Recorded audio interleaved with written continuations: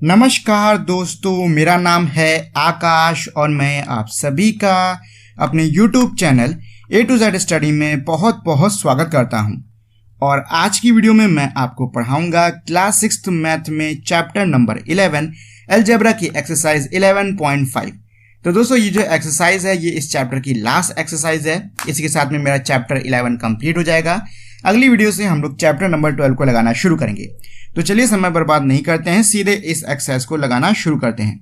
तो इसका question number 1 क्या कह रहा है state which of the following are equations with a variable. आपको बताना होगा कि नीचे जो मेरे ABCD करके इतने सारे दिए हुए हैं इनमें से कौन कौन से मेरे इक्वेशंस हैं जिनमें मेरा क्या है वेरिएबल है, मतलब वेरिएबल के साथ वाला इक्वेशन है, ये आपको बताना है। Give reason for your answer. आप जो आंसर दे रहे हो उसका आपको रीजन यानी कि कारण भी देना होगा।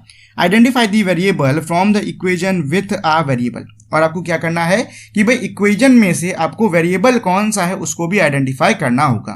देखो ये क्वेश्चन ना बहुत ज्यादा आसान है, बस आपको इसमें 2-3 पॉइंट्स का ध्यान देना है कि इक्वेशन के अंदर मेरी 2 साइड्स होती हैं, ठीक, LHS लेफ्ट हैंड साइड और राइट हैंड साइड, ठीक है ना। एक चीज हमेशा रखना, इक्वेशंस के बीच में इक्वल टू यानी बराबर का निशान होना चाहिए। हमेशा बराबर का निशान चेक करना। अगर आपको कहीं पे भी बराबर का निशान नहीं दिखता है मतलब वो इक्वेशन नहीं है, ठीक है। और एक चीज हमेशा याद रखना कि भाई आपको इनमें यानी नीचे जो मेरे दे रखे हुए हैं इनमें इसको भी चेक करना कि वेरिएबल है कि नहीं है। वेरिएबल मतलब ABCD है कि नहीं है।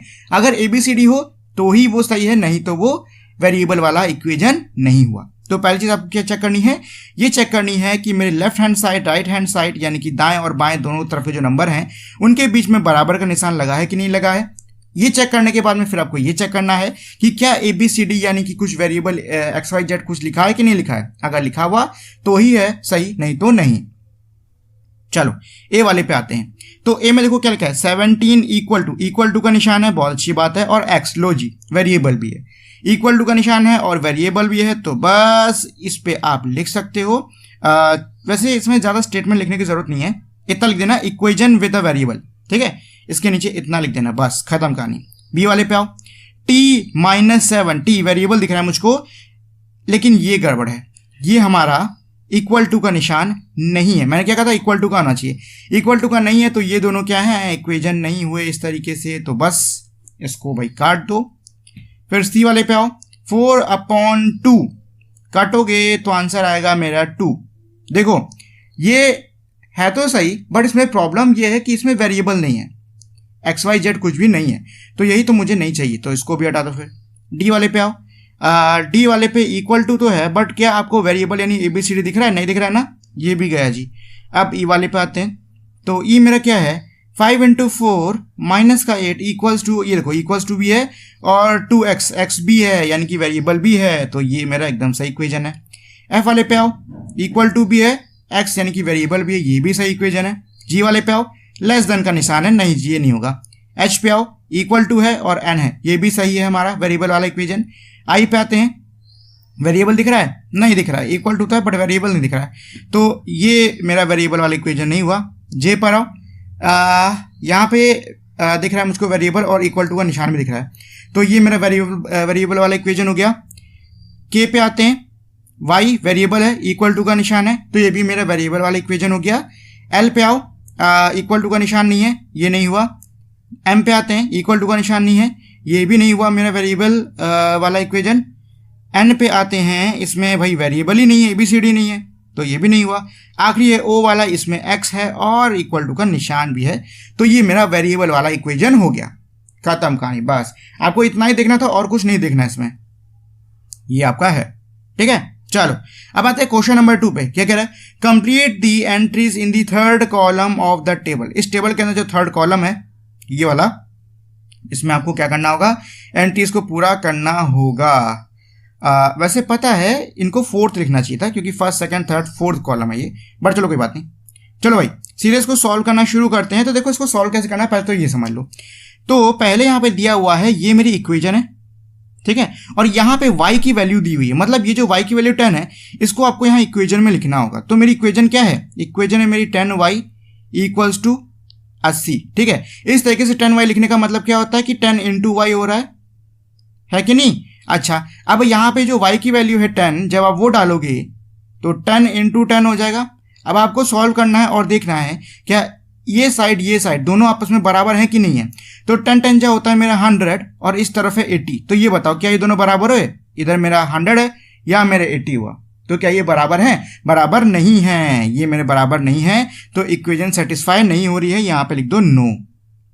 ठीक है, नो लिख दो। अगर आप नो लिखना चाहते हो तो क्रॉस और टिक लगा सकते हो।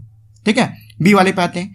तो क्या है 10y इक्वल्स टू 80 और y की वैल्यू क्या है 8 है, यानी 10 इंटू वाई यानी 10 इंटू 8 हो जाएगा और इक्वल्स टू मेरा क्या 80 हो जाएगा। तो भाई 10 80 कितना होता है 80 होता है, तो 80 इक्वल्स टू 80 80 बराबर है कि नहीं है ना? तो यहां पे लिख दो यस, सेकंड वाले में लिख दो यस।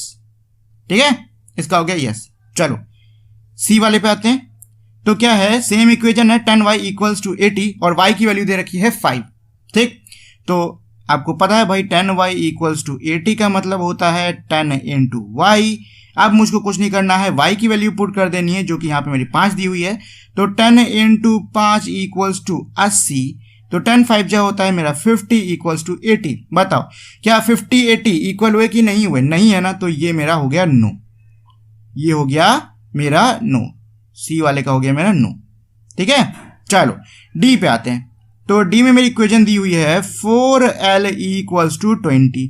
तो 4l का मतलब क्या हो गया 4, ये 4 है, रुक जाओ इसको सही कर देता हूं। 4l इक्वल्स टू 20, इसका मतलब हो गया 4, अरे मैं बार बार पता नहीं क्यों 2 लिख दे रहा हूं, 4 इंटू l इक्वल्स टू 20। ठीक है जी, तो डी वाले में l की वैल्यू दी हुई है 20, मतलब ये कि आप 4 को क्या करो 20 से मल्टीप्लाई कर लो।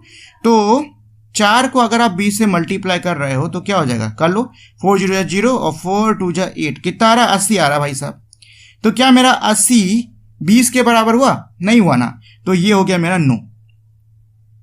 ठीक, ई वाले पे आते हैं। यहां पे एल की वैल्यू कितनी है 80 है। अब आपको 80 को 4 से मल्टीप्लाई करना है, तो 80 इंटू 4 कर लो, 4 0 0 और ये हो गया 32 320। क्या मेरा 320 20 से बराबर है? नहीं है, तो ये भी हो गया नो। लास्ट पे आते हैं एफ पर। एफ में क्या दी हुई है, एल की वैल्यू 5 दी हुई है, यानी कि 4 इंटू 5 इक्वल्स टू 20। तो 4 5 कितना होता है 20 बराबर 20। लो जी, ये भी 20 ये भी 20 बराबर हो गए कि नहीं हो गए? हो गए ना, तो एफ वाला मेरा क्या हो गया यस, ये इक्वेशन सेटिस्फाई कर रहा है। चलो जी, जी वाले पे आते हैं, बहुत ही आसान है। क्या दिया हुआ है b प्लस 5 इक्वल्स टू 9। कुछ नहीं करना है, जो भी मेरी b की वैल्यू उसको जोड़ देना है। तो पहले में g वाले में मेरी b की वैल्यू है 5, तो भाई 5 को 5 से जोड़ने पे कितना आंसर आता है 10 आता है। 5 को 5 से अगर आप जोड़ोगे 5 प्लस 5 आप करोगे तो आंसर मेरा क्या आएगा 10 आएगा। 10 और 9 इक्वल है कि नहीं है? नहीं है ना, तो ये मेरी इक्वेशन सेटिस्फाई नहीं हो रही है, यहाँ लिख दो नो। अच्छा h वाले पे आओ। h में b की वैल्यू कितनी दे रखी हुई है 9 दे रखी हुई है, सेम इक्वेशन है, कोई चीज नहीं है, बस b की वैल्यू 9 है। तो भाई अब आपको क्या करना है 9 प्लस 5 करना, 9 प्लस 5, तो 9 प्लस 5 होता है मेरा 14। तो 14 इक्वल्स टू 9, क्या ये बराबर हुए? नहीं बराबर हुए, तो ये भी मेरी इक्वेशन सेटिस्फाई नहीं हो रही है। आई पे आते हैं, b plus 5 equals to 9, same equation है और b की वैल्यू है 4, यानी कि अब मुझे b प्लस 5 यानी कि 4 प्लस 5 इक्वल्स टू 9 करना है। तो 4 में 5 जोड़ोगे आंसर आता है 9 बराबर 9। दोनों साइड इक्वल हो गए कि नहीं हो गए? हो गए ना, तो इसका मतलब क्या है कि आई वाली में मेरी इक्वेशन सेटिस्फाई हो रही है। ठीक है, चलिए जे पर आते हैं। तो जे में मेरी इक्वेशन क्या दी हुई है h माइनस 8 इक्वल्स टू 5, मतलब कि मैं कुछ भी 8 में मतलब जो भी वेरिएबल है उसकी जब मैं वैल्यू डालूंगा तो ये मेरा 5 आंसर आना चाहिए। तो भाई पहले दिया हुआ 13, तो 13 में 8 घटाओगे तो मेरा 5 आ जाएगा। 5 इक्वल है कि नहीं है? तो लो, यहीं पे मेरी इक्वेशन क्या होगी सेटिस्फाई होगी। दोनों साइड जब इक्वल्स होंगी तभी मेरी इक्वेशन सेटिस्फाई होगी, नहीं तो मेरी इक्वेशन सेटिस्फाई नहीं होगी। अगर दोनों साइड इक्वल नहीं है तो इक्वेशन सेटिस्फाई नहीं होने वाली, ध्यान देना इस बात पर। चलो के पे आते हैं। तो यहाँ पे मेरा h माइनस 8 सेम वैल्यू मतलब सेम इक्वेशन है, h की वैल्यू 8 दे दी है। अब आप अगर 8 में से 8 घटाते हो, जैसे कि यहाँ पे है इक्वल्स टू 5 करते हो, तो 8 में से 8 घटाने कितना आ जाएगा 0 आ जाएगा, और 0 5 आपस में बराबर है? नहीं बराबर है ना, तो ये इक्वेशन मेरी सेटिस्फाई नहीं हो रही, यहाँ लिखो नो। ठीक है, चलो ये हो गया मेरा। अब आते हैं इधर एल वाले पे, क्या है सेम इक्वेशन है मेरी, बस फर्क है कि h की वैल्यू 0 है। तो h minus 8 equals to 5, h की वैल्यू 0 माइनस 8 इक्वल्स टू 5, ये हो जाएगा माइनस का 8 इक्वल्स टू 5 बराबर है, नहीं बराबर है, तो ये भी मेरी इक्वेशन सेटिस्फाई नहीं हो रही है। चलिए m पे आते हैं। तो m मेरी क्या है equation, p plus three equals to 1। अब यहाँ पे मेरी p की वैल्यू दे रखी है 3, यानी कि 3 प्लस 3 इक्वल्स टू 1। तो 3 क्या होता है, 6 इक्वल्स टू 1 बराबर है, नहीं है, तो यहाँ पे आ जाएगा नो, क्योंकि मेरी इक्वेशन सेटिस्फाई नहीं हो रही है। n वाले पे आते हैं, सेम इक्वेशन है p plus three equals to 1, बस यहाँ पे p की वैल्यू क्या है 1 है, यानी कि अब आपको क्या करना पड़ेगा, 1 प्लस थ्री इक्वल्स टू 1। तो 1 प्लस 3 होता है 4 इक्वल्स टू 1। क्या बराबर हुए, नहीं हुए, तो ये भी इक्वेशन सेटिस्फाई नहीं हो रही है। चलो n हो गया, अब कर लेते हैं o वाले को। तो o में मेरा क्या है, p plus three equals to 1 और p की वैल्यू यहाँ पे है मेरी 0, ठीक है। तो p plus three equals to 1 और p की वैल्यू है 0, यानी 0 प्लस 3 कर दोगे आप इक्वल्स टू 1। तो 0 प्लस 3 मेरा क्या होता है, 3 होता है, यानी 3 1 बराबर नहीं है, तो ये भी इक्वेशन मेरी सेटिस्फाई नहीं हो रही है। अच्छा ये वाला, सॉरी मैंने गलत पे लगा दिया, ये है o वाला है, जी हाँ o वाला है। चलो इस पे आते हैं नेक्स्ट हमारे p वाले पे। तो सेम इक्वेशन है, बस फर्क क्या है कि भाई p की वैल्यू अब -1 है, तो p plus three equals to 1, मतलब -3 प्लस का 3 equals to 1। Plus minus minus होता है, तो दोनों को घटा दोगे आंसर आएगा मेरा 2। बड़ा नंबर है 3 के सामने लगा है प्लस, तो आंसर मेरा प्लस में आएगा। तो 2 प्लस 2 इक्वल्स टू 1। क्या ये बराबर है, नहीं है, तो ये भी मेरी इक्वेशन सेटिस्फाई नहीं हो रही है। लास्ट पे आते हैं q वाले पे। तो यहाँ पे मेरी -2 दे रखी हुई है p की वैल्यू, तो चलो सॉल्व कर लेते हैं। तो p plus three equals to 1, p की वैल्यू है -2, यानी -2 प्लस का 3 equals to 1। Plus minus minus 3 में से 2 घटाओगे बचेगा 1, और क्योंकि 3 मेरा बड़ा नंबर है तो उस पर पॉजिटिव का निशान है, तो आंसर भी मेरा पॉजिटिव होगा, यानी 1 इक्वल्स टू 1। ये दोनों एक आपस में क्या है, बराबर हैं, यानी कि ये इक्वेशन मेरी सेटिस्फाई हो रही है। ठीक है, चलिए ये हो गया मेरा पूरा क्वेश्चन नंबर 2। अब आते हैं क्वेश्चन नंबर 3 पर। क्या कह रहा है क्वेश्चन 3, कह रहा है pick out the solutions from the value given in the bracket next to each equation, show that other values do not satisfy the equation. देखो जी बहुत आसान है, क्या बोल रहा है कि भाई मेरे यहाँ पे इक्वेशन दी हुई हैं और उनके सामने ब्रैकेट के अंदर कुछ वैल्यूज दे रखी हुई हैं। आपको क्या करना है, आपको इन वैल्यूज को उठा कर इस इक्वेशन में डालना है और ये चीज दिखाना है कि कौन सी वैल्यू मेरी इक्वेशन को सेटिस्फाई कर रही है, कौन सी नहीं कर रही है। लेकिन आपको सॉल्व सारा करना होगा, डायरेक्ट मत करना, सारा सॉल्व कर लेना, ऐसा क्वेश्चन ही कह रहा है। तो इक्वेशन मेरी पहली क्या है, 5m इक्वल्स टू 60। 5m का मतलब क्या हो गया कि 5 into m हो गया, ठीक है। तो पहली इक्वेशन है मेरी 10 की, तो पहले मैं क्या कर लेता हूं 5 into 10। तो भाई 5 into 10 कितना होता है 50, 5 10 कितना होता है 50, 50 60, बताओ 50 60 क्या ये इक्वल हुए, नहीं हुए, यानी कि 10 डालने पे तो मेरी इक्वेशन सेटिस्फाई नहीं हो रही है। इसको आप ऐसे लिख सकते हो 10 इक्वल्स टू 60, 50 इक्वल्स टू 60। ठीक है, चलो अब सेकंड वाली वैल्यू के लिए कर लेते हैं। तो अब क्या है 5m इक्वल्स टू 60, यानी कि मेरा 5 into 5 हो जाएगा, क्योंकि अब m की वैल्यू मैं 5 ले रहा हूं, इक्वल्स टू 60। तो 5 5 जो होता है 25, यानी कि 25 इक्वल्स टू 60। क्या ये दोनों आपस में बराबर है, बराबर नहीं है, मतलब ये इक्वेशन भी मेरी सेटिस्फाई नहीं हो रही है। अब आते हैं थर्ड वाले पे जो कि है मेरा 12। 10 और 5 तो नहीं हो रही, 12 से चेक कर लेते हैं। तो 5m इक्वल्स टू 60, 5m का मतलब होता है 5 मल्टीप्लाइड बाय m, और m की वैल्यू यहां पे ले रहा हूं 12, तो 5 गुणा 12 इक्वल्स टू 60। तो 5 2 10, 0 1 का ही हो गया, 5 1 5 और एक ये हो गया 60। तो 60 इक्वल्स टू 60, दोनों वैल्यू सेम है कि नहीं है ना। तो मेरा 12 क्या कर रहा है, इस इक्वेशन को सेटिस्फाई कर रहा है। हालांकि मेरा आंसर मिल चुका है 12, बट हम तब भी लास्ट वाले को भी करके देख लेते हैं। तो 5m इक्वल्स टू 60, यानी 5 into 15 हो जाएगा यहाँ पे, और ये मेरा 60 हो गया। तो 5 5 25, 5 2 हासिल हो गया, 5 1 जा 5, 2 जोड़ 2 हो जाता है 75 इक्वल्स टू 60। क्या है, ये इक्वल है, नहीं है, तो ये भी मेरी इक्वेशन सेटिस्फाई नहीं कर रही है। चलो अब आते हैं बी वाले पे। तो यहां मेरी इक्वेशन है n प्लस 12 इक्वल्स टू 60। तो n प्लस 12 पहले क्या है 12 है, यानी कि 12 प्लस 12 करके देखना है मुझको। उसके बाद है 8, यानी 8 प्लस 12 करके देखना है मुझको। फिर है 20, यानी कि 20 प्लस 12 करना है मुझको।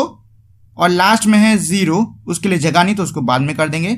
और मुझे 60 लाना, तो 12 12 कितना होता है 24 होता है।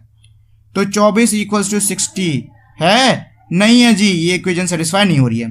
अच्छा जी, अब सॉरी 20 है, मैंने गलत इक्वेशन उतार ली है, 20 है, ठीक है, ये मेरा 20 है, तो 24 नॉट इक्वल टू 20 ये हो जाएगा। अच्छा 8 + 12 होता है मेरा 20, और इक्वेशन में मेरा क्या दे रखा हुआ है, 20 दे रखा है, यानी 20 इक्वल्स टू 20, ये इक्वेशन मेरी सेटिस्फाई कर रही है, यानी कि इसमें 8 आएगा। ठीक, अब 20 को 12 से जोड़ोगे आएगा आंसर मेरा 32, 32 20 के इक्वल नहीं होता है। और सेम चीज लास्ट में भी है, अगर आप 0 में 12 जोड़ रहे हो तो वो 20 के बराबर नहीं आएगा, इसका आंसर क्या आएगा, 12 ही आएगा, और ये भी मेरी इक्वेशन सेटिस्फाई नहीं कर रही क्योंकि नॉट इक्वल है। ठीक है, चलो सी वाले पे आते हैं, क्या कह रहा है, p - 5 इक्वल्स टू 5, यानी कि p में हम कुछ सॉरी p है मेरे कोई भी वैल्यू, इसमें से आपको कोई उठा कर डालनी है, इसको मैं 5 से माइनस कर दूंगा, आंसर मेरा 5 आना चाहिए। पहले 0 है, फिर 10 है, फिर 5 है, फिर माइनस का 5 है। चलो सबको माइनस करके देख लेते हैं, तो 5 5 5 और 5, तो 0 में 5 माइनस करोगे तो माइनस का 5 आएगा।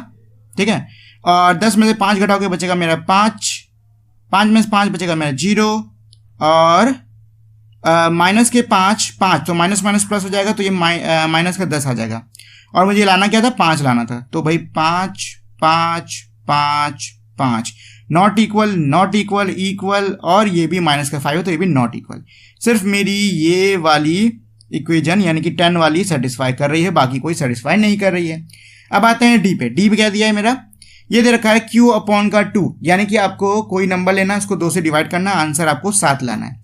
तो पहले मेरा दिया 7, यानी 7/2 करूंगा तो क्या 7 आएगा, नहीं आएगा, डेसिमल में चला जाएगा, ये आएगा मेरा 3.5।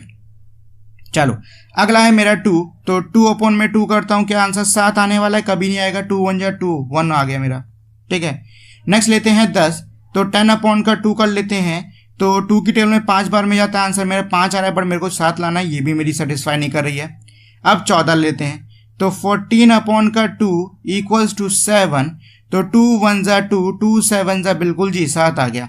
अब देखो उसको करना कैसे, ये तो मैं समझा रहा था, तो q/2 इक्वल्स टू 7 लिखना। ठीक है, q की जो वैल्यू है अब सेकंड लाइन में वो डाल देना, और यहाँ 7 लिख देना, ऐसे डिवाइड कर देना 7, और नई लाइन में 7 इक्वल्स टू 7 लिख के यहाँ लिख देना सेटिस्फाइड, सेटिस्फाइड।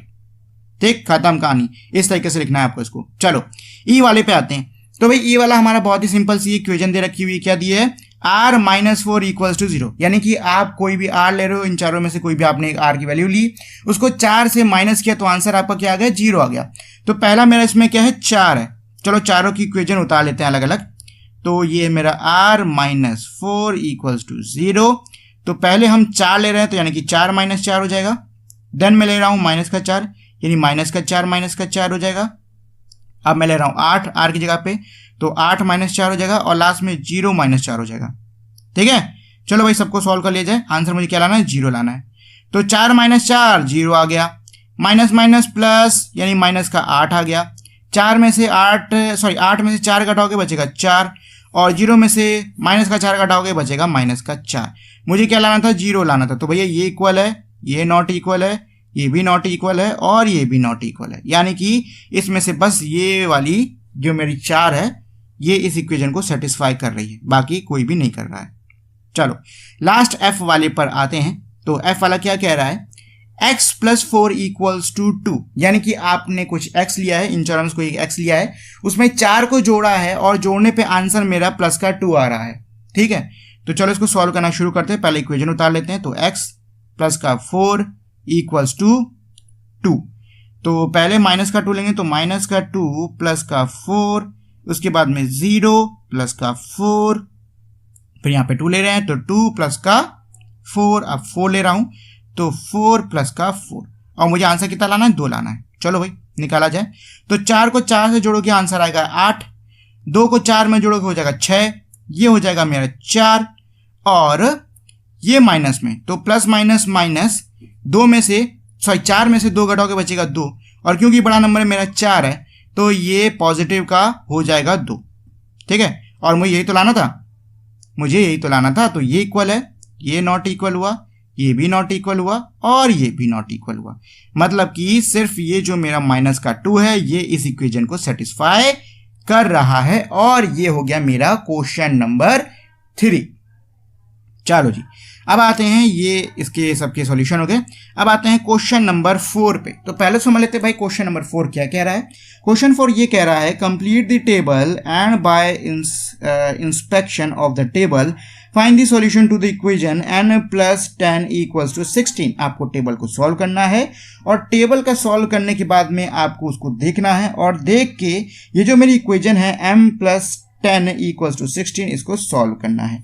तो चलो पहले तो टेबल को सॉल्व करना शुरू करते हैं। तो पहला क्या दे रखा है, यहाँ m की वैल्यू दे रखी हुई है। अब आपको कुछ नहीं करना है, उस m की वैल्यू को लेना है और इस वाले में सॉल्व कर लेना है। तो m क्या है, m + 10 यानी कि m ऊपर जो भी वैल्यू है उसको 10 में जोड़ दो। तो 10 यहाँ पे मेरा m क्या है, 1 है, तो 1 में 10 जोड़ो हो जाता है 11, ये 2 है, 2 में 10 जोड़ो हो जाता है 12, ये 3 है, 3 में 10 जोड़ो हो जाएगा मेरा 13, ऐसे ये हो गया मेरा 14, 5 जोड़ोगे हो जाएगा 15, 6 जोड़ोगे हो जाएगा 16, 7 जोड़ोगे हो जाएगा 17, 8 जोड़ दोगे हो जाएगा 18, 9 जोड़ देते तो हो जाता है 19 और 10 जोड़ दोगे तो हो जाएगा 20। मुझे 16 वाले का आंसर निकालना है, तो 16 आंसर किस में आ रहा है, इस वाले में आ रहा है। यानी कि ये मेरी इक्वेशन क्या हो गई, ये होगी मेरी 6 + 10 = 16। ठीक है, चलो अब आते हैं बी वाले पे। सेम चीज आपको टेबल कंप्लीट करनी है। यहाँ मेरी टी की वैल्यू दे रखी है, यहाँ मेरी 5t दे रखी है और आपको ये टेबल पूरी करने के बाद में इस इक्वेशन को सॉल्व करना होगा। तो चलो, तो 5t का मतलब क्या होता है, 5 × t, करेक्ट। मतलब आपको क्या करना है, ऊपर के जो मेरे नंबर हैं उनको 5 से मल्टीप्लाई कर देना है। तो 3 × 5 = 15,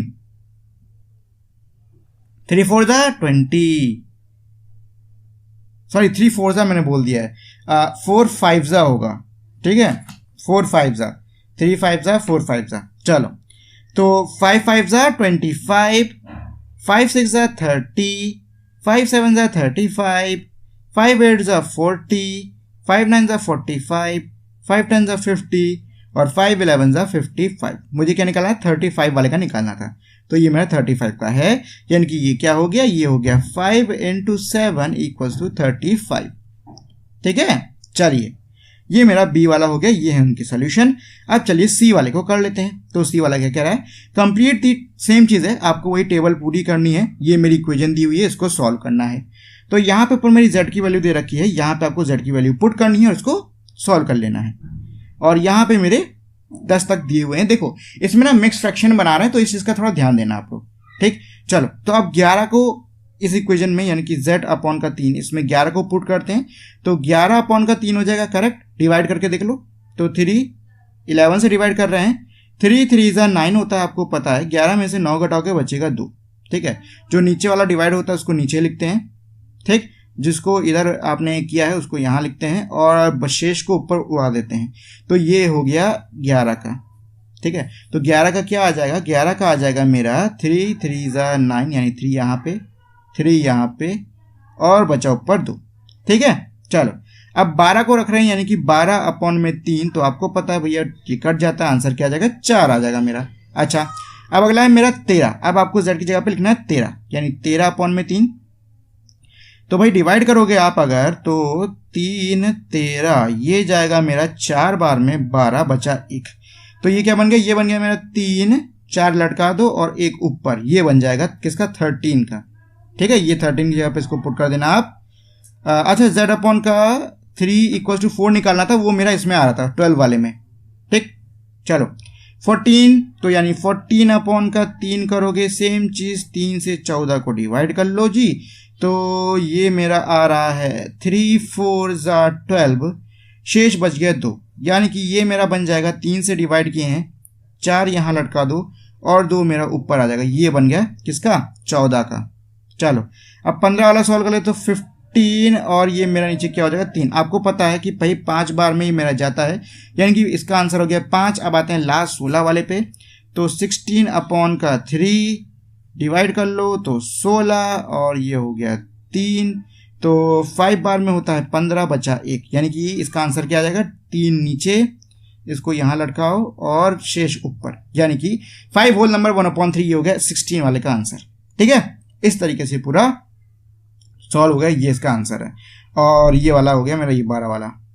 ठीक है, चलो अब आते हैं लास्ट वाले पे। क्या कह रहा है, complete the table and find the solution to the equation m - 7 = 3। यानी कि आपको क्या करना है, आपको इस इक्वेशन को मतलब अरे टेबल को पूरा करना है, टेबल को सॉल्व करना है, और फिर ये जो मेरी इक्वेशन दे रखी हुई है m माइनस का 7 इक्वल्स टू 3, इसको सॉल्व करना है। तो चलो भाई करना शुरू करते हैं। तो पहले मुझे क्या करना है, m की जगह पे 5 लिखना है, यानी 5 माइनस का 7। तो भाई इसको आप घटाओगे तो 7 में से 5 बड़े नंबर में से छोटा घटाते तो बचा मेरा क्या 2। 7 के सामने क्योंकि माइनस है तो ये क्या हो गया, माइनस का 2 हो गया। ठीक है, अब 6 से आप घटा रहे हो तो 6 माइनस का 7, 7 में से 6 घटेगा बचा 1, और क्योंकि बड़ा नंबर मेरा 7 है उसके सामने माइनस है तो ये हो गया माइनस का 1, तो माइनस का 1।